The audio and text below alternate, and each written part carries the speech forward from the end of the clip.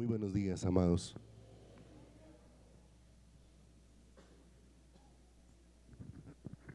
Qué bueno verles en esta preciosa mañana para continuar juntos escudriñando las Escrituras con el anhelo y el deseo de que el Señor nos permita entender más y más de la vida que nos ha sido provista, porque solo cuando esa vida nos ha sido provista en el nuevo nacimiento, en ese ser pasados de las tinieblas a su luz admirable, es donde Dios nos va trayendo a que podamos entender que todo lo que Dios está obrando en nuestras vidas es para transformarnos. Todo lo que Dios está obrando es para modelar la imagen gloriosa de su Hijo en cada uno de nosotros. Dios escogió el modelo más hermoso, más sublime y más glorioso para forjarnos a cada uno de nosotros. La vida de su Hijo, Jesucristo. Fue la vida escogida por Dios, y en esa vida escogida por Dios necesitamos aprender a orar. Ya hemos ido escudriñando un poco acerca de que la oración no produce comunión, sino que la oración es consecuencia de la comunión, porque lo único que nos pone en relación con el Padre es su Hijo Jesucristo. No hay actividad humana que relacione al ser humano con Dios. El único que puede llevar al ser humano a una relación de comunión con Dios el Padre solamente es el Hijo Jesucristo. Por eso Jesús dijo: Padre, que sean ellos en mí y yo en ti. Es la única manera de tener comunión. Pero una vez hemos sido puestos en esa comunión, Dios nos conduce a una vida de oración, una vida en la que nosotros necesitamos con todo el corazón expresar lo que se llama oración en el Espíritu, ¿cierto? Porque no es las palabras necesariamente, sino que la oración en el Espíritu procede desde una naturaleza nueva que nos ha sido provisto. Ya somos portadores de una nueva vida, si hemos nacido de nuevo. ¿Qué vida portamos ahora? La vida de Jesucristo. Fue la vida que nos fue impartida cuando Dios derramó sobre nosotros de su Espíritu. La Escritura, ¿qué dice? Si alguno no tiene el Espíritu de Cristo, no es de Él. Pero ahora eso que nos ha sido dado nos está capacitando todos los días para que se eleve un clamor desde esa nueva naturaleza, porque desde esa nueva vida que nos ha sido provista, la vida de Cristo, es donde vamos a entender mucho más cuál es la voluntad de Dios para nuestras vidas, buena, agradable y perfecta. Ubíquese allí en Juan 17, capítulo número 1. Juan 17, capítulo número 1, y continuamos estudiando acerca de la cruz y su propósito para nuestras vidas, porque ciertamente la cruz no solamente fue dispuesta para el Hijo, sino que la cruz fue dispuesta también para que todos y cada uno de los creyentes podamos pasar por allí, como está escrito en la palabra. Juan, capítulo número 17, versículo número 1 al 5, dice la Escritura: estas cosas habló Jesús, y levantando los ojos al cielo, empezó a orar. Y qué hermoso, porque venimos aprendiendo cómo estamos mirando el contenido de esas oraciones en las que se nos dejó ver qué era lo que el Hijo estaba clamando delante del Padre, donde nos deja ver qué es lo que Dios está obrando en nuestras vidas. Estas cosas habló Jesús, y levantando los ojos al cielo dijo: Padre, la hora ha llegado, glorifica a tu Hijo, para que también tu Hijo te glorifique a ti. Como le has dado, verso 2, potestad sobre toda carne, para que dé vida eterna a todos los que le diste, y esta es la vida eterna, que te conozcan a ti, el único Dios verdadero, y a Jesucristo a quien has enviado. yo te he glorificado en la tierra. He acabado la obra que me diste que hiciese. Ahora pues, Padre, glorifícame tú al lado tuyo con aquella gloria que tuvo contigo antes que el mundo fuese.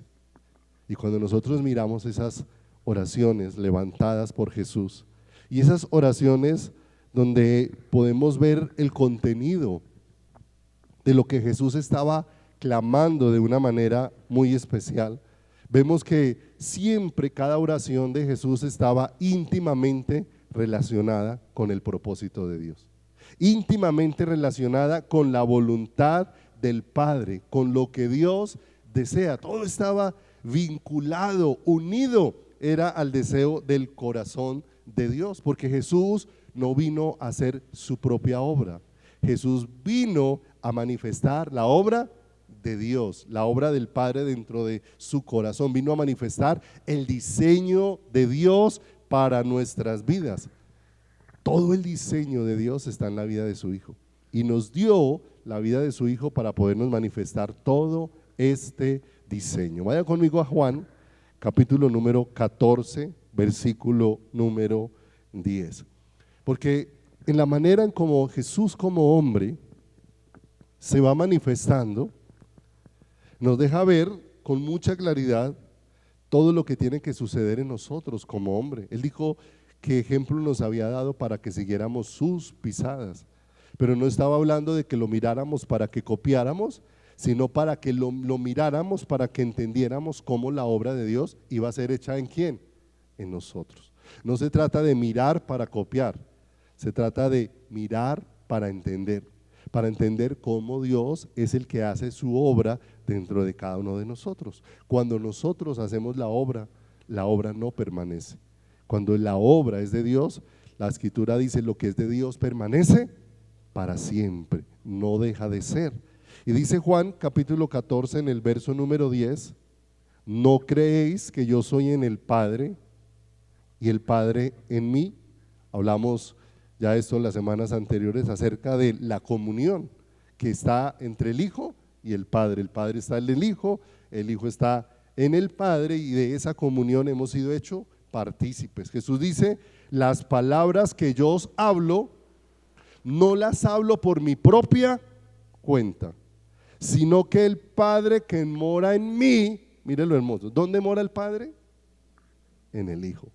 Y mire lo hermoso que dice acá: Él hace las obras. Y mire hermoso, coloca un principio hermoso, especial. Aquel que mora en nosotros es el que hace las obras, porque no es el obrar nuestro, no es la capacidad humana, no es el esfuerzo humano, es poder conocer y entender la obra de ¿quién? La obra de Dios, ¿cierto? Porque nosotros muchas veces le pedimos al ser humano: cambie, cambie, cambie, cambie. Pero pedirle al ser humano que cambie es pedirle al ser humano que haga algo para lo que está imposibilitado. La única manera de que el hombre cambie es que Dios puso su manito en él y empezó a hacer algo nuevo en la vida de ¿quién? Del hombre. Fue el obrar de ¿quién? El obrar de Dios en la vida de ese corazón y de esa vida. Lo vemos en la vida de un hombre como el apóstol Pablo. Jesús mismo dijo: ¿quién es el que hace las obras en él? El Padre. No soy yo el que obra es ¿quién? El Padre. Y ahora en cada uno de nosotros, ¿quién es el que obra? El Hijo, que es el que está en cada una de nuestras vidas. En 1 Corintios capítulo 15, en el verso 10, nos deja ver este mismo principio obrando en la vida de un varón, referente para nosotros por toda la obra que Dios hizo en este varón, el apóstol Pablo.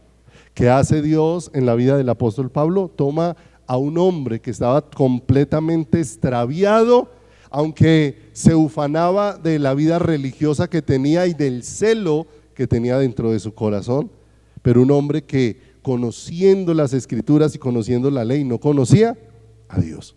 Pero cuando Dios se revela a la vida de este hombre entiende que lo que tiene que suceder en él es la obra de Dios, que lo que tiene que suceder en él es el obrar de Dios. Por eso dice ahí en 1 Corintios 15, 10: pero por la gracia de Dios soy lo que soy, y su gracia no ha sido en vano para conmigo. Antes he trabajado más que todos ellos, pero mire lo que dice Pablo, pero no soy yo, sino la gracia de Dios en mí. Toda la obra que Dios está haciendo, ¿en quién?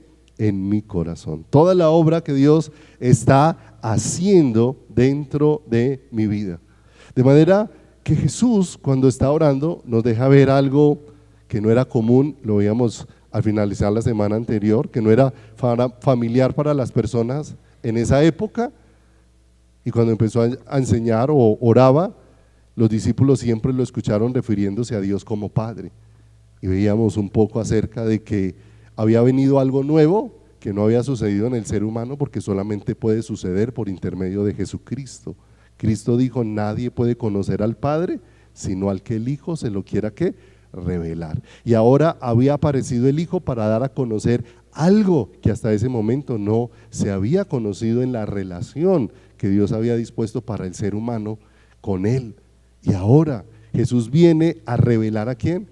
Viene a revelar al Padre de una manera especial. Y al revelar al Padre, entonces tiene que revelar una nueva condición que hay en la vida de los que han sido rescatados de su muerte, de los que han sido rescatados de su condición de pecado, y es que ahora hemos sido hechos hijos de Dios, ¿cierto? Ahora hemos sido hechos hijos de Dios. Si ahora se está siendo revelado el Padre, ahora nos va a ser también enseñado que nos acercamos a Dios como hijos, pero la única manera de acercarnos a Dios como hijos es en el Hijo. Lo único que nos hace hijos de Dios es que el Hijo de Dios habite en cada uno de ¿quién? Habite en cada uno de nosotros. Si miramos Juan 1:12, y quisiera que miráramos algo allí para recordar cosas que son el obrar de Dios en nuestra vida. Como han aparecido muchísimas cosas que la tendencia del corazón humano es que en algún momento Dios hace algo, pero nosotros queremos volver un obrar particular de Dios en una situación, una generalidad que queremos practicar todas las veces, ¿sí? Para hacerla un método, y los métodos siempre fracasarán porque no son la forma de Dios. Dios lo que manifiesta es una vida en medio de nosotros. Y como en algún momento, ¿cierto? La iglesia, con el anhelo de querer hacer la obra de Dios en sus fuerzas, ¿cierto? Entonces escribieron en un papelito las 4 leyes espirituales y empezamos tal vez a ir a enseñarles a otros cómo, después de ver la condición que tenían, entonces invitaran a Jesús a su corazón para que fuera el Señor y Salvador de sus vidas. Pero esto no está en las Escrituras. No es posible que un pecador pueda invitar a Jesús a su corazón. Lo único que es posible es que Jesús pueda invitar a un pecador al corazón de él. Eso sí puede ser posible, pero no es posible, ¿cierto? Y nosotros, como eso nos quedó tan grabado, ¿cierto? Y muchas veces, por eso entiendes por qué en nuestra congregación, por ejemplo, no hacemos pasar a la gente adelante a recibir al Señor. ¿Por qué? Porque eso es un evento, es un asunto donde solamente Dios interviene. Una persona no nace de nuevo porque un pastor le dijo nació de nuevo, por eso no nace de nuevo. Dice Juan 1:12, Juan capítulo número 1, en el versículo número 12. ¿Qué hace a una persona hijo de Dios? No es una oración, no es hacer la oración del pecador, no es decirle Jesús te acepto como mi Señor y Salvador. Eso no es lo que trae la salvación de una vida a una persona. Dice Juan 1:12, y cuando nosotros tenemos esa idea de que yo soy el que recibo al Señor y leo esta porción, entonces pareciera que la idea sí tiene un fundamento bíblico, porque ahí dice a los que le recibieron, ¿cierto? Pero a los que le recibieron no se está refiriendo a los que invitaron a Dios a venir a su corazón, sino está refiriéndose a los que recibieron, es a los que Dios les dio. Dios les extendió su gracia, les extendió su misericordia. Ahora, ¿sobre quién hace esto el Señor Dios Todopoderoso, sobre todo ser ¿qué? Sobre todo ser humano. A los que le recibieron, es algo que Dios da. ¿A quién? A la vida del ser humano. Y dice la Escritura, a los que creen en su nombre. Y viene la respuesta del ser humano frente a la obra que Dios está haciendo dentro de su corazón. Y dice, les dio potestad de ser hechos hijos de Dios. Cuando una persona recibe la vida de Dios, que solamente Dios se la puede impartir, porque sin la vida de Dios, ¿cómo está una persona? De acuerdo a las Escrituras, muerta, está sin vida. Puede tener existencia, pero espiritualmente está ¿qué? Muerto. Y no perdamos de vista esto. Una persona espiritualmente muerta es incapaz de pedir la vida de Dios, no puede, porque ni siquiera es consciente de que esa realidad la necesita en su corazón. Cuando vemos lo que ocurrió con Lázaro, ¿cómo estaba Lázaro después de 4 días de muerto? Estaba en una descomposición. Cuando Jesús viene a la tumba de Lázaro, Jesús no viene respondiendo el llamado de Lázaro. Jesús no vino porque Lázaro desde la tumba estaba clamando, Señor, sálvame. El Salvador tuvo que venir hasta donde estaba el muerto y resucitarlo para que el muerto pudiera oír su voz. De manera que fue Jesús el que tuvo que venir hasta dónde, hasta él, y levantarlo de la condición en la que estaba y decirle, Lázaro, ven fuera. Primero tuvo que volverlo a la vida para que entonces Lázaro pudiera escuchar ¿qué? Su voz. De manera que el nuevo nacimiento es algo que procede de parte de ¿quién? De Dios. Y no se da por una oración, se da por un evento de Dios que le corresponde solamente a la soberanía de Dios sobre una ¿qué? Sobre una persona. Y dice aquí, los cuales, verso 13, no son engendrados de sangre, ¿cierto? Y esto es importante, porque mis amados, la salvación es personal, es directa de Dios con un ser humano. Si tú eres una persona salva, tu salvación no hace salvo a tus hijos. Y es importante que nos quede claro. Tiene que acontecer de parte de Dios en la vida de ¿quién? De nuestros hijos. No es por herencia, no es que el pastor es el salvo y sus hijos son salvos porque son los hijos del pastor. Si no acontece la vida de Dios en ellos, la Escritura nos deja ver a un hombre que fue un hombre de Dios en la palabra, la vida de Samuel. La Escritura dice que cuando Samuel se hizo ya viejo, vinieron y le dijeron, tus hijos no están en el camino del Señor. Era un hombre de Dios. ¿Y por qué si es un hombre de Dios frente al que la Escritura dice que ninguna de las palabras que Dios le dio a Samuel cayó por tierra? O sea, Dios cumplió todo lo que le dio a Samuel. Y con todo y eso, los hijos de Samuel no estaban caminando en el Señor. Porque no es por herencia de ¿qué? No es por herencia de sangre, ¿cierto? O sea, una persona salva, un ser humano no puede salvar a otro ser humano, así sea el papá o la mamá, y lo ama entrañablemente. Solamente Dios puede ¿qué? Dios puede salvar. Ni de voluntad de carne. Y esto es tremendo, no es porque yo quiero, es porque Dios tenga que, es porque Dios tenga misericordia. Lo que nosotros levantamos delante de Dios es un ¿qué? Un ruego por su misericordia. Pero no es por la voluntad de ¿quién? De la carne, ni se por la voluntad de un varón, ¿cierto? Usted no nace cuando otra persona quiere, ¿cierto? Pasen aquí, reciban al Señor y hoy todos ustedes nacieron de nuevo. Eso no acontece de esa manera. Nuestras estrategias y nuestra forma de querer decir que le hemos metido tantos golazos al diablo y de utilizar cosas que produzcan emoción a la vida de una persona. Pero ¿cuántos muchas veces pasaron a repetir una oración porque el que lo invitó a la congregación le está dando codo para que pase? Y lo está, vaya, pase, vaya, haga la oración. Y pasó a hacer la oración simplemente porque el otro, por quitarse al otro de encima, no porque hubiera una convicción de parte de Dios. ¿En dónde? En su corazón. Pero dice que todo el que nació de nuevo nació por la voluntad de ¿quién? Por la voluntad de Dios. Y cuando nace por la voluntad de Dios, ¿qué es lo que Dios pone en la vida de ese que ha nacido de nuevo? La vida de su Hijo Jesucristo, ¿cierto? Por eso es importante esto, mis amados. Oremos y tenemos una responsabilidad todos. Mire, como padres, la responsabilidad de la formación espiritual de nuestros niños no es de la iglesia. ¿Es claro? La responsabilidad de la formación espiritual de los niños es de los papás. Porque la iglesia es más moderno lo de hacer la escuela dominical.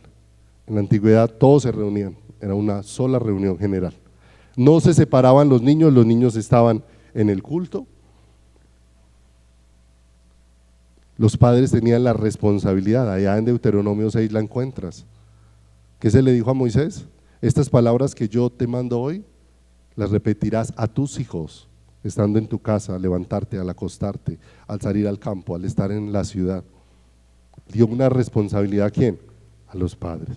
Y en esa responsabilidad, más que coger al niño a enseñarle Biblia, lo que el Señor le estaba diciendo, empiece a dejar a ver la vida de Cristo en su vida como un modelo para la vida de ¿quién? De su Hijo. Pero en todo ese proceso no podemos perder de vista que nuestros niños van creciendo y necesitan experimentar la vida de parte de Dios. Y eso es algo que solamente Dios puede hacer ¿en quién? En ellos. Porque a veces nosotros reclamamos cantidad de cosas. Y reclamamos cantidad de cosas. Ay, pero mi hijo estuvo en la escuela dominical, mi niño estuvo en kinder, en prekinder, en toda la iglesia, estuvo en jóvenes y cuando creció no quería nada de Dios. Claro, porque la escuela dominical no salva. ¿Es claro? La escuela dominical no salva. El único que salva es Cristo cuando viene a la vida de una ¿qué? Viene a la vida de una persona. Entonces nosotros reclamamos eso. Y entonces tenemos que rogar al Señor, cada vez que nuestros niños sean instruidos en las Escrituras, Señor, permite Dios que la vida venga a sus corazones. Trae tu vida al corazón de nuestros hijos y hay un ruego delante del Señor, porque esa obra solamente la puede hacer ¿qué? Solamente la puede hacer Dios. ¿Para hacer qué? Hijos. Juan 3:36 dice la Escritura claramente que es lo único que te hace hijo delante de Dios. Dice la Escritura, el que cree en el Hijo tiene vida eterna, pero el que rehúsa creer en el Hijo no verá la vida, sino que la ira de Dios está ¿sobre quién? Sobre él. O sea que nosotros no podemos estar sino en uno de dos lados. Si la persona ha nacido de nuevo, ha sido hecho hijo de Dios. Si no ha nacido de nuevo, esa persona ¿bajo qué está? Bajo la ira de Dios. Y eso es doloroso para nosotros decirlo y expresarlo con nuestros labios. ¿Y por qué es doloroso? Porque nosotros queremos mirar a nuestra familia y decir que todos son hijos de Dios. Mis amados, hay un ruego, Señor, hazlos nacer de nuevo. Solamente tú puedes hacer esa obra ¿en quién? En el corazón. Y una vez nacemos de nuevo por el poder de Dios, tenemos que entender lo que esa vida va a producir en el ser humano. Cuando el hombre desobedeció a Dios en el huerto del Edén y pecó, el pecado dejó separado al hombre de Dios. Lo que entró en el hombre, el pecado, dejó al hombre separado de Dios. Pero ahora cuando Cristo viene y derrama su vida, ahora cuando una persona nace de nuevo, ¿qué es lo que ahora entra en el hombre? La vida de Dios. Y si la vida de Dios entró nuevamente en el hombre, ahora ¿de qué va a dejar separado al hombre? Del pecado. Porque son dos cosas que no pueden estar unánimes juntas. El pecado separó al hombre de Dios, pero Cristo separó al hombre del pecado. Y es la obra que Él viene y hace de una manera especial.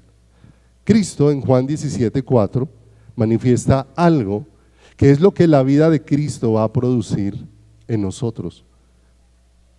Cristo de una manera especial dice, mire, yo viví en la tierra y en la tierra viví para una sola cosa. Todo el tiempo, de principio a final, vivió para una sola cosa Jesús. Dice ahí, yo te he glorificado en la tierra. ¿Para qué vivió cada día, cada minuto y cada segundo Jesús sobre la tierra? ¿Para la gloria de quién? Para la gloria del Padre. Y ahora que está levantando esa oración, dice, he acabado la obra que me dice que hiciese. Y ahí está a puertas de ir a la cruz. Ahora pues, Padre, glorifícame tú al lado tuyo. O sea que donde quiera que estuviera, Jesús tenía un solo anhelo. Si estaba en la tierra, su anhelo era la gloria de Dios. Y si estaba en el cielo, lo único que quería era la gloria de Dios, si lo entendiéramos desde un lugar geográfico, ¿cierto? Porque nosotros pensamos es como a Dios en el cielo y no como el cielo en Dios, ¿cierto? Que es completamente diferente. Entonces, cuando entendemos o pensamos de esa manera, nos damos cuenta que deseaba donde quiera que estuviera Jesús. ¿La gloria de quién? La gloria de Dios. En esa comunión que tiene el Hijo y el Padre hay un único deseo: la gloria incomparable de Dios. Él no desea otra cosa, Él no quiere otra cosa. En la tierra viví para ti y deseo regresar para vivir ¿para qué? Para ti. No hay ningún otro deseo. Pero ¿sabe por qué muere hoy el ser humano? Y aún dentro de la congregación, dentro del pueblo de Dios, ¿se siente el pueblo morir? ¿Se siente los creyentes morir? Porque la voluntad que ellos esperan que suceda no sucede. Y entonces sienten que se mueren porque su voluntad no pasa, porque no se cumplen sus deseos, porque no se cumplen sus sueños, porque no se cumple lo que quieren. Y entonces nos sentimos morir porque lo que yo quiero no pasa. Pero es contrario a lo que pasa en la vida de Jesús. Jesús lo que deseaba era, o se moría, era por hacer la voluntad de Dios. Nosotros nos morimos porque no pasa lo que yo quiero, pero Jesús se moría era por hacer la voluntad de quién. Y si esa vida es la que ahora va creciendo en nosotros, ¿hacia dónde nos va dirigiendo? A morir a nuestra voluntad, pero ahora a tener un deseo ferviente de que pase la voluntad de Dios en nosotros. En la oración del Getsemaní, Jesús está orando: Padre, si te es posible, pasa de mí esta copa, pero que no sea lo que yo quiero, sino que se haga ¿qué? Tu voluntad. Y cuando Jesús está haciendo esa oración, Él encargó a los discípulos de algo, porque es necesaria la oración en nuestras vidas, mis amados. Ya tenemos comunión, la oración es consecuencia de la comunión, pero ¿por qué es necesaria la oración en nuestras vidas? Jesús se apartó por primera vez a orar, dice que como a un tiro de piedra, ¿sí? Y volvió, ¿y cómo halló a los discípulos? Durmiendo. Y cuando Él los halla durmiendo, les dice: velad y orad para que no entréis en tentación. Vuelve y se va, regresa por segunda vez, ¿y cómo los halló? Durmiendo. Nuevamente les llama: velen y oren para que no entren en tentación. A la tercera vez regresó, los halló durmiendo. ¿Pero a qué se refería el Señor con eso? ¿Por qué la necesidad de orar para no entrar en tentación? Porque cuando nosotros entramos a la oración, entramos a un morir. Y necesitamos orar, porque a lo que necesitamos morir es a la tentación que estamos enfrentando de hacer lo que nosotros queremos y no la voluntad de Dios. Todo el tiempo estamos tentados a hacer lo que a nosotros nos parece, simplemente que nosotros tomamos un mundo de amuletos y un mundo de cosas y con lenguaje de hombre tratamos de espiritualizar la voluntad de Dios, ¿cierto? ¿Cómo define el ser humano de manera tan simple la voluntad de Dios? El ser humano es: si esa puerta se abre, es de Dios.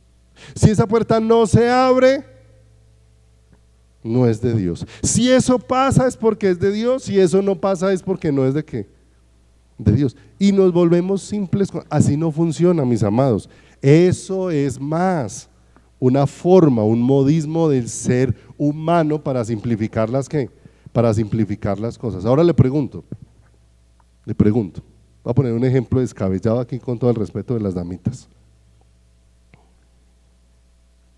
La damita creyente fue y presentó una hoja de vida en un prostíbulo para un trabajo.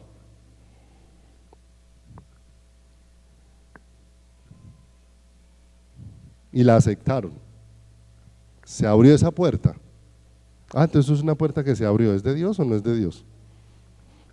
Se da cuenta cómo nosotros tenemos un lenguaje que no corresponde al lenguaje celestial, ¿cierto? Mire, hay puertas que se cierran y son de Dios. Hay puertas que se abren y no son de Dios. ¿Por qué? Porque es que el ser humano piensa en bienestar, no en la voluntad de Dios. Él piensa, si eso me hace bien a mí es porque es de Dios. Y hay cosas que me hacen bien para las comodidades y me hace daño para el corazón. Me hace bien en las comodidades y me hace daño para el corazón. Pero cuántas veces las incomodidades que Dios me permitió me han hecho tanto bien al corazón. Las incomodidades. Alguien decía, las mejores lecciones en mi vida las he aprendido cuando no tenía un peso entre el bolsillo. Y nos damos cuenta, Dios permitió necesidades y circunstancias para poder tratar en nuestro corazón y hacernos dependientes de ¿quién? Dependientes de Él con todo el corazón. De manera que el Señor dice, oren, velen y oren para que no entren en ¿qué? En tentación, porque el ser humano nos vemos inclinado a hacer lo que a nosotros nos parece y no hacer la voluntad de ¿quién? La voluntad de Dios. Y no hacer la voluntad de Dios. ¿En cuántas cosas estamos afanados? Pero en cuántas cosas nos vamos desesperando. En esos días que he hablado con hermanitos y es bonito. Cuando la persona empieza a reposar en Dios, Dios tiene cuidado.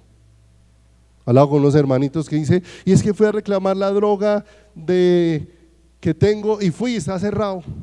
Y antes sellaron eso, que ya no va a funcionar más. Que la reclamaran al otro lado, me fui al otro lado y qué cola que había. Apenas vi la cola me desanimé. Pero de pronto Dios puso personas en el camino y lo atendieron de una manera sobrenatural rapidito, le dieron los medicamentos y lo que parecía un tormento, ¿sí o no?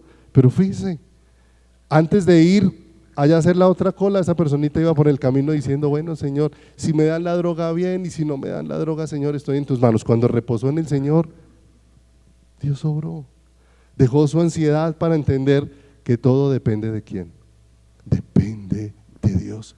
Pero esa es una escuela que no es fácil ¿para quién? Para nosotros, pero que es muy necesaria para nuestras vidas.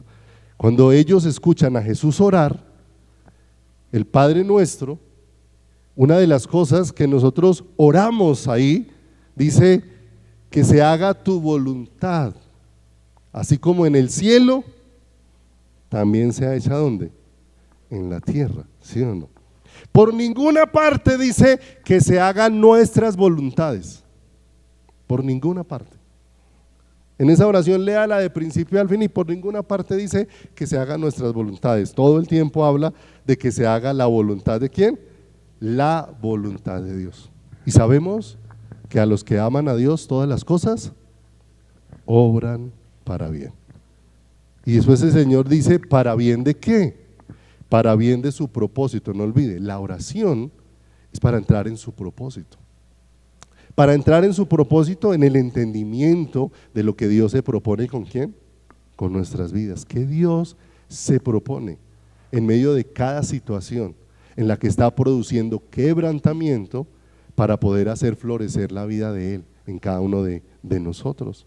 Romanos 8:29 dice, porque a los que antes conoció, también los predestinó para que fuesen conformados a la imagen de su Hijo, para que Él sea el primogénito entre muchos, ¿qué? Entre muchos hermanos. Todo lo que nosotros estamos experimentando en todas las circunstancias de una manera especial, es ser transformados a la imagen de Cristo. Escuche esto: no hay otra cosa en el corazón de Dios para ti más que la vida de su Hijo. No hay otra cosa. Somos nosotros los que estamos buscando otras cosas. No hay otra cosa en el corazón de Dios para ti y para mí más que la vida de su Hijo.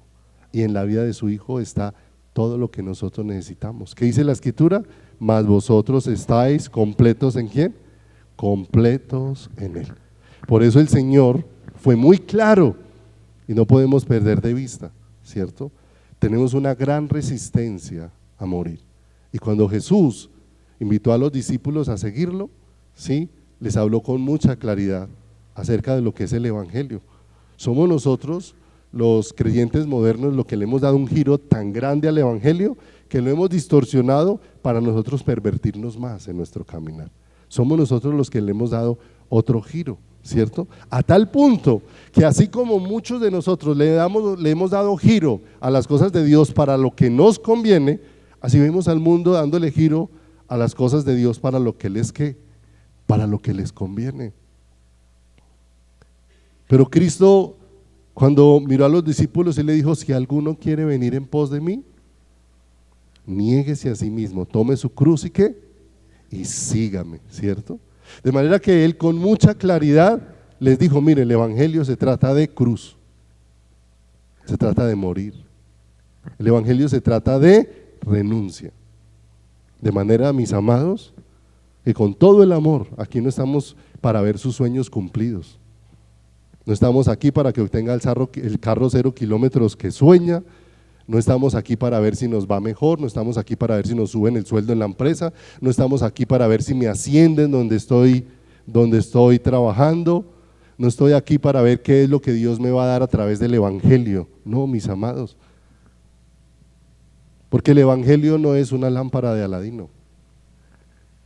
El Evangelio no es una lámpara que usted frota cuando ora, cuando ayuna, cuando asiste al culto, cuando canta canciones, y entonces creemos que porque hicimos esas cosas Dios quedó endeudado conmigo y entonces ahora Dios me debe dar todo lo que yo anhele porque yo ya le di ¿a quién? Al Señor. Tal vez el Aladino de la lámpara sí quedó endeudado con el que frotó la lámpara porque lo sacó de su cárcel.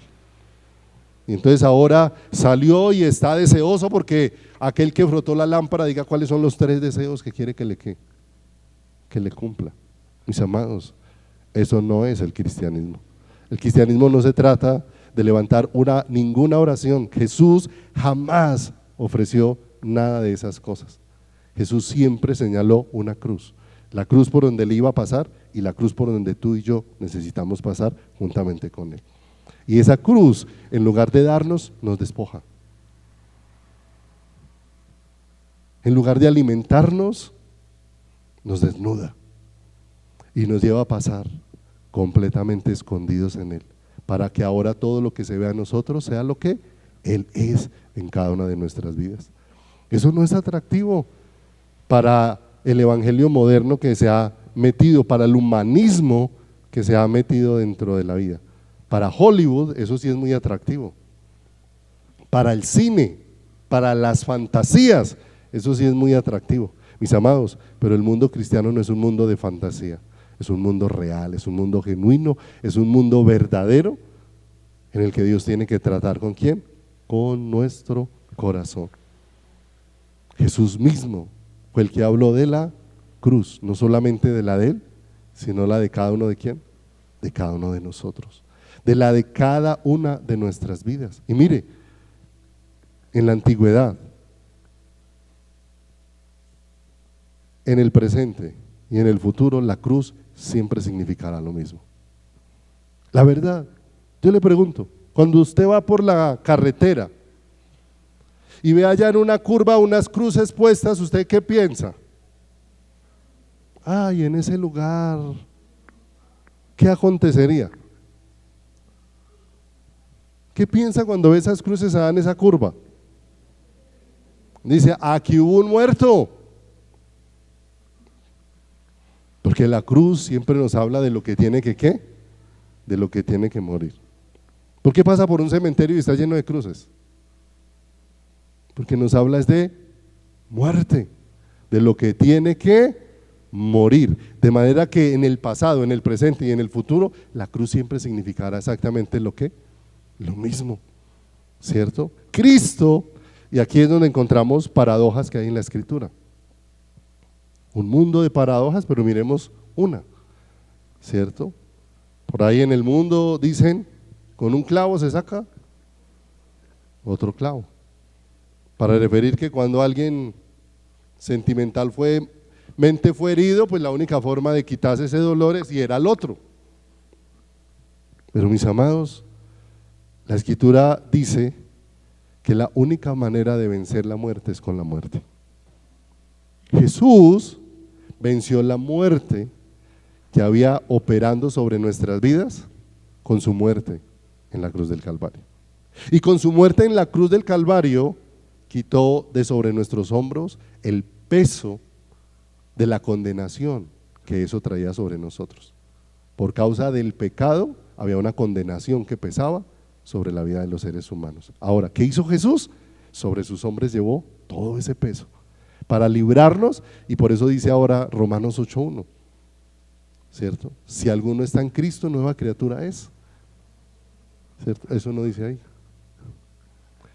Lo que dice es que por la ley del Espíritu de vida en Cristo Jesús hemos sido librados de la ley del pecado y de ¿qué?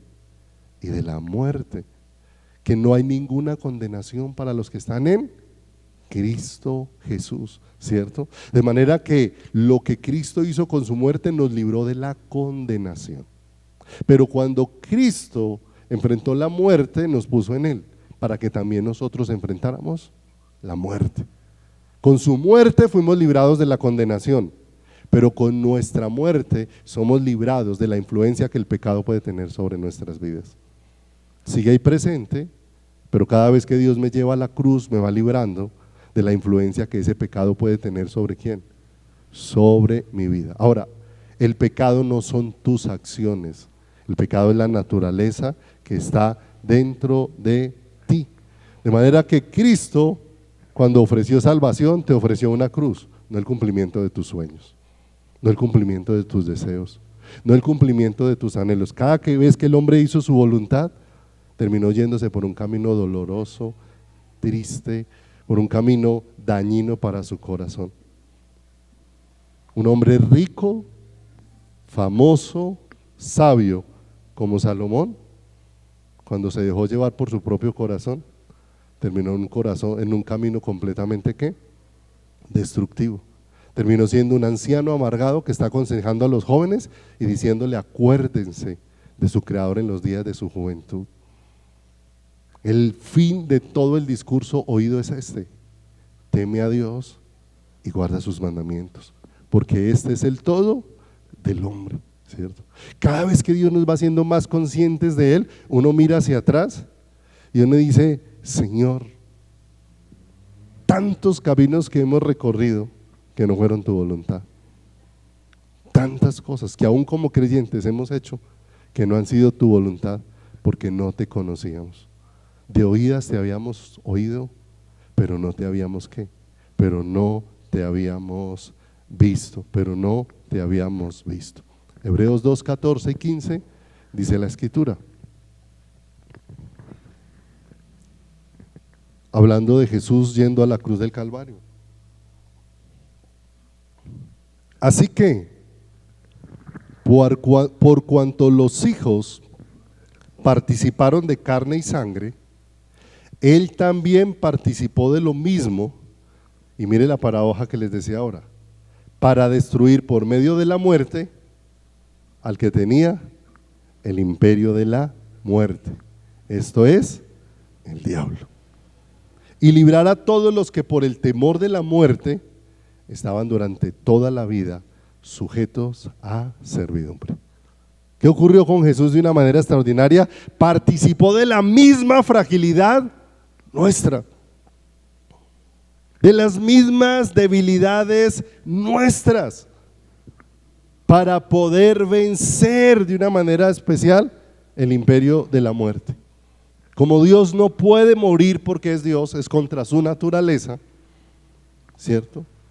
Por eso Jesús tuvo que asumir nuestra condición ¿de qué? De debilidad. Y con esa muerte suya, ¿qué iba a destruir? La muerte, de una manera especial. De manera que si comprendemos la necesidad nuestra de morir todos los días, nos damos cuenta que en ese morir es donde se manifiesta el poder de ¿quién? El poder de Dios en nuestras vidas. Y es importante entender esto, porque en algún momento se creyó que el cristianismo era algo que volvía a la gente popular. Lo que se volvió popular fue el mundo dentro del cristianismo. Eso fue lo que se volvió popular. Pero cuando la verdadera vida de Cristo se manifiesta sobre la vida de una persona, mis amados, no te vas a ganar el cariño de todos los que hay alrededor. No te vas a ganar el aprecio, ¿cierto? Una damita preguntaba: pastor, no sé qué pasa. Si yo me entregué a Dios, era para que toda mi familia estuviera en paz. Y me he entregado a Dios y toda mi familia antes me hace más guerra. Entonces, ¿qué pasa? Le dije: ¿dónde escuchaste eso de que Dios iba a poner tu familia en paz contigo? Dijo: me lo dijo un pastor. Le dijo: está bien, lo escuchaste de un pastor, porque Jesús dijo: yo soy el que voy a causar división en su casa.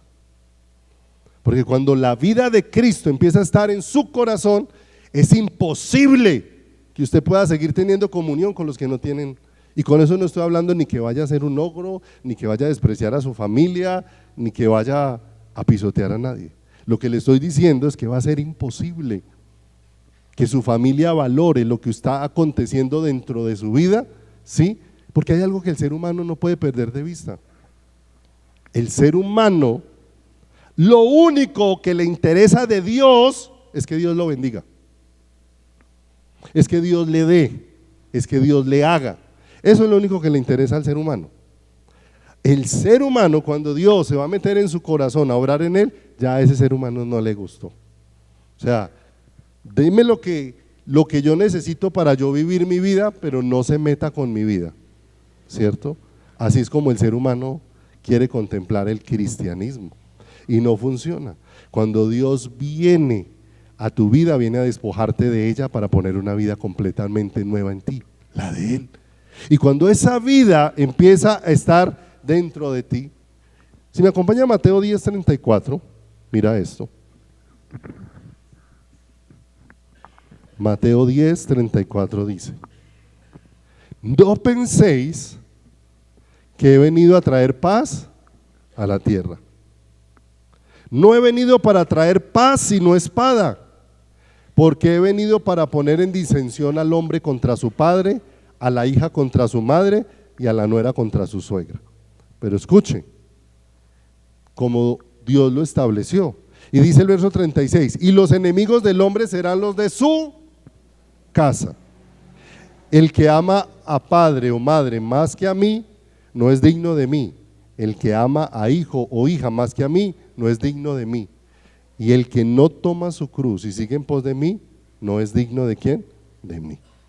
Cuando Cristo empieza, mis amados, de una manera genuina a establecerse en la vida de una persona, a gobernar la vida de una persona, ¿sí?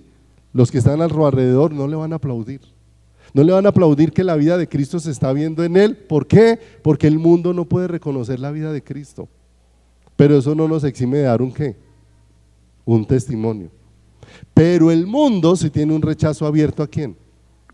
A Jesucristo. ¿Qué dijo el Señor? Que si a Él lo habían despreciado, a los que tuvieran la vida de Él, ¿qué pasaría con ellos? Si el mundo me ha aborrecido, a ustedes también los va ¿a qué? Los va a aborrecer. Pero escuche, no es un aborrecimiento del mundo hacia ti, es un aborrecimiento del mundo hacia la vida que ahora se está manifestando en ti. ¿Qué es lo que el mundo no quiere en la vida de Dios? El hombre en su naturaleza caída no quiere absolutamente nada de quién, nada de Dios. De manera que cuando vamos y nuestra familia que no es convertida tiene un rechazo, no te está rechazando a ti, está rechazando la vida que ahora se está manifestando en quién, en ti. Viene el anciano Samuel y lo llama al pueblo de Israel, y el pueblo de Israel le dice: tú ya eres anciano, tus hijos no caminan con el Señor, de manera que nómbrenos un rey. Y Samuel se va triste y se pone a orar con el Señor. Señor, me desecharon. ¿Y qué le dice el Señor? A ti no te han desechado, me desecharon a mí para que no gobierne. ¿En quién? De manera que ellos estaban era contra Samuel o rechazando la vida de Dios que había en Samuel, que era lo que estaban despreciando, ¿cierto? Y entonces nos damos cuenta que ellos querían era un rey como todas las que, como todas las naciones, porque quiere el mundo quiere otro gobierno diferente. ¿Quieres el gobierno de quién? El gobierno de los hombres. Pero así muchas veces pasa en la iglesia de hoy. La iglesia de hoy no quiere el gobierno de Dios, sino la iglesia de hoy quiere vivir como vive el mundo, ¿cierto? Como vive el mundo. Quiere vivir como el mundo le ofrece, como el mundo y más. Ahora que cada vez con todo esto de la ida se está generando cada vez más como un control sobre la vida de las personas, y que estamos a pasos agigantados en las partes ya finales, ¿cierto? Donde no solamente el mundo nos está anunciando que Cristo viene, sino la forma en como Dios está anunciando a Cristo en su iglesia, nos está dejando ver que pronto será nuestra reunión con Él. Y hermoso, porque antes de su segunda venida alguien explicaba algo tan bonito, porque dice: la venida del Señor va a ser en dos partes. La primera es el rapto, cuando Cristo viene por su iglesia y se encuentra con ella en las nubes. Dice que cuando la recojan las nubes va a recoger a la novia, pero cuando venga en su segunda venida, que va a pasar sobre la tierra, ya no viene con su novia, viene con su esposa, porque en esos 7 años estuvieron las bodas del Cordero, de manera que Él viene a recoger a su novia y después va a regresar con su esposa, mis amados, y estamos a puertas de esa realidad. ¿En medio de quién?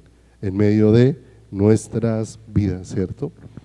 Nosotros vivimos en medio de un mundo que nos está proponiendo permanentemente muchas alternativas, pero demasiadas alternativas para que nos inclinemos ante Él, para que caigamos de rodilla. Lo que parece libertad nos está produciendo la mayor cautividad, ¿cierto? Las comunicaciones que parecían darle libertad al hombre están volviendo al hombre sumamente sumamente cautivo, sumamente controlado, sumamente dirigido, ¿cierto? Y preparémonos, mis amados, estamos muy cercanos. No sé qué tan cercanos estamos, mis amados, pero afirmémonos mucho. Y ese afirmarnos es: conozcamos al Señor. No vivamos simplemente para asistir a cultos, no vivamos simplemente para asistir a cursos bíblicos. Que el Señor nos alumbre para entender la relación con Él. Eso va disparada, creo que se llama la CUR, que es ya la nueva sistema único de reconocimiento de la población, ¿cierto? Donde se va a reconocer la población solamente a través del rostro, a través del iris del ojo o a través de la huella dactilar. Si usted mira, se va a dar cuenta dentro de poquitos meses, ¿sí?, se va a dar cuenta que ya usted va al banco y no le van a volver a dar tarjeta débito. Las tarjetas débito desaparecen, las tarjetas crédito desaparecen, solo va a funcionar por el aparatico, por el celular. Y para usted ingresar al celular, el celular solo lo va a reconocer por su rostro, por su huella digital, ¿cierto? Y cada vez se va cerrando más más la brecha. Para no ir tan lejos, vaya al centro comercial, ya no reciben el parqueadero en efectivo, ya usted, todo tiene que ser electrónico, ¿cierto? Porque le quedan contados los días. ¿Y qué significa eso? Que cuando no estemos en el sistema, ¿qué pasa? No estar en el sistema significa que vamos a salir a la calle y no nos van a atender, porque ya no se podrán pagar taxis en efectivo, solo es el sistema. Si no estás en el sistema, no puede ser parte, no te va a atender un médico, tal vez no te van a vender mercado. Y entonces ahí aparece donde nuestras vidas serán expuestas por causa del Señor.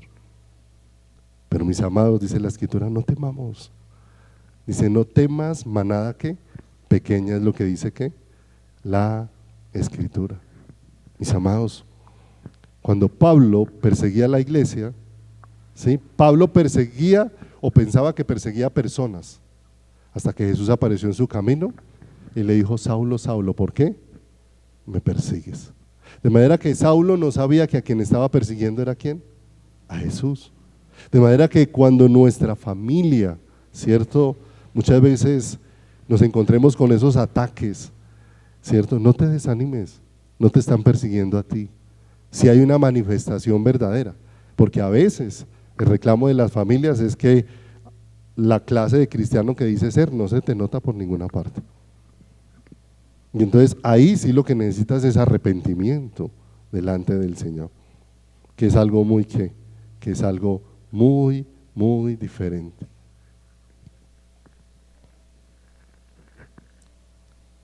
Babilonia, que empezó allá después del diluvio, en Génesis 6, donde el hombre se unió para hacerse un nombre, para construir su propio sistema y para mirar cómo por su propio esfuerzo llega al cielo.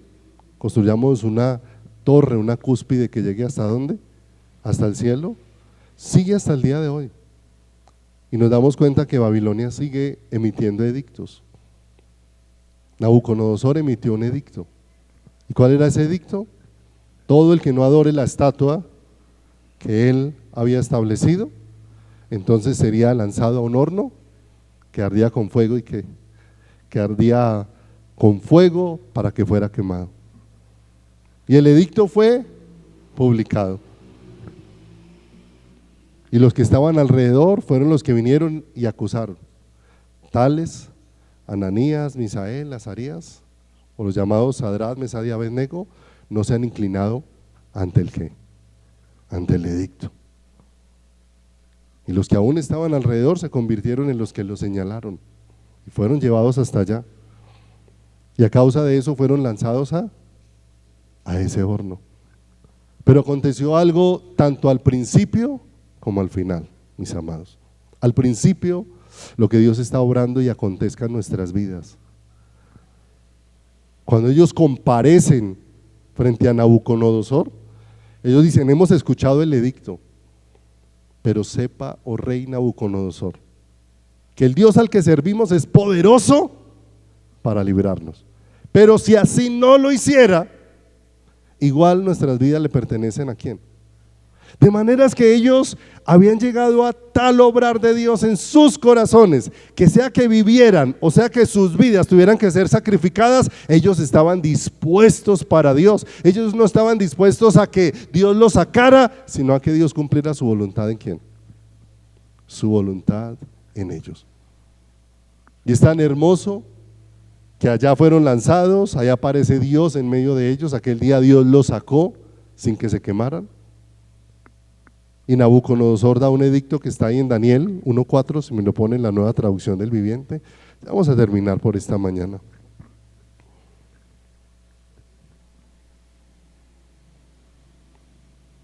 Dentro de esos edictos, Daniel 3:28, ese sí normal, 3:28, Daniel 3:28. Una vez salen de ese horno de fuego, ¿qué dice Nabucodonosor? Bendito sea el Dios de ellos, de Sadrach, Mesach y Abednego, que envió su ángel y libró a sus siervos que confiaron en él. Y confiar en él, mis amados, es confiar a muerte. Ellos estuvieron dispuestos a confiar en el Señor, aunque eso les costara la vida, aunque eso les costara absolutamente todo. Y que no cumplieron el edicto del rey y entregaron sus cuerpos. En otra versión dice, estuvieron dispuestos a morir antes que servir y adorar otro Dios que su Dios. Había algo obrando en su interior. Una vida extraordinaria, que es la única vida que está dispuesta a entregarse a Dios, acontezca lo que acontezca. La fortaleza no procede de nosotros, procede de Dios que está obrando al interior nuestro. Pero mis amados, Dios sí está levantando en este tiempo, y la única manera es Dios llevar a hombres y mujeres dispuestos a morir a sí mismos, donde se ha de manifestar su gloria de una manera sobrenatural. En la debilidad, su poder se manifiesta de una manera especial. Y hace unos días encontré algo que quisiera terminar con ello en esta mañana. Présteme atención, se lo quiero leer como lo encontré. Me pareció muy bonito, porque nos lleva a reflexionar sobre la necesidad que tenemos de entender la vida que nos ha sido provista. Dice: una vez le preguntaron a la barra de hierro: ¿eres lo más fuerte que hay en el mundo? Y para muchos de los que estamos aquí, la palabra hierro siempre nos trae la imagen de algo sumamente fuerte, sumamente fino, ¿sí? Pero frente a la pregunta, la barra de hierro contestó: no, yo no soy lo más fuerte que hay en este mundo. El fuego es más fuerte que yo, porque con su calor puede derretirme. Entonces los que estaban consultando fueron a preguntarle al fuego: fuego, ¿tú eres el más fuerte de este mundo? Y el fuego dijo: no, yo no soy el más fuerte. El más fuerte en este mundo es el agua. Ella es la más fuerte, porque cuando se me echa encima, me apaga. Y entonces fueron corriendo a preguntarle al agua: ¿eres tú la más fuerte de este mundo? Y entonces ella respondió y dijo: no, el más fuerte es el sol, porque cuando me golpea me evapora. Y entonces fueron corriendo a donde estaba el sol y le preguntaron al sol: ¿eres tú el más fuerte de este mundo? Y el sol respondió, dijo: no, no soy el más fuerte. El más fuerte son las nubes, porque cuando ellas se interponen me opacan. Y entonces fueron corriendo a donde estaban las nubes y le preguntaron a las nubes: ¿son ustedes las más fuertes? Y entonces las nubes dijeron: no, la más fuerte es la montaña, porque cuando llegamos a ella, ella hace que nos partamos. Y entonces se fueron a preguntarle a la montaña: ¿tú eres la más fuerte? Y la montaña dijo: no, no soy la más fuerte. El más fuerte es el hombre, porque cuando quiere me ha escalado, y cuando ha querido con sus máquinas me ha derribado y me ha dejado hecha polvo. Y entonces fueron y buscaron al hombre y le dijeron: ¿eres tú el más fuerte? Y el hombre dijo: no, la más fuerte es la muerte. Ella es la más fuerte, porque no hay quien la pueda resistir ni la pueda evitar. Y entonces fueron y buscaron la muerte y la encontraron sentada, con la cabeza inclinada, triste, angustiada, desanimada, decaída, con ganas de morirse.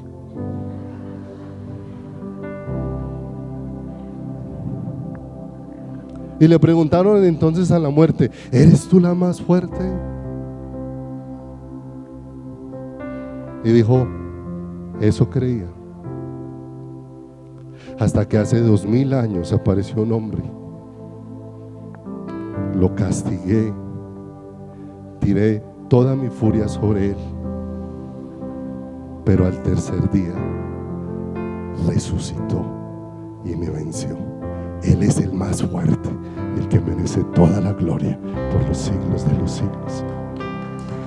Esa es la realidad maravillosa. Él es el fuerte en medio de nosotros. Él es el fuerte en medio de nuestro caminar. Y esa es la vida que Dios está haciendo prosperar en cada uno de nuestros corazones. Terminemos leyendo esta cita, 1 Corintios 15:53, si quiere ir poniéndose sobre sus pies. 1 Corintios 15:53. Y nos deja ver escrito aquí eso que le leí ahora. Porque es necesario que esto corruptible se vista de incorrupción. ¿Quién es lo corruptible? Yo. ¿Quién es la incorrupción? Él. Y esto mortal que soy yo se vista de inmortalidad que es Él. Y cuando esto corruptible se haya vestido de incorrupción de Cristo, y esto mortal se haya vestido de inmortalidad de Cristo, entonces se cumplirá la palabra que está escrita: sorbida es la muerte en victoria. ¿Dónde está, oh muerte, tu aguijón? ¿Dónde está, oh sepulcro, tu victoria? Ya que el aguijón de la muerte es el pecado y el poder del pecado la ley. Verso 57. Mas gracias sean dadas a Dios, que nos da la victoria por medio de nuestro Señor Jesucristo. Aleluya.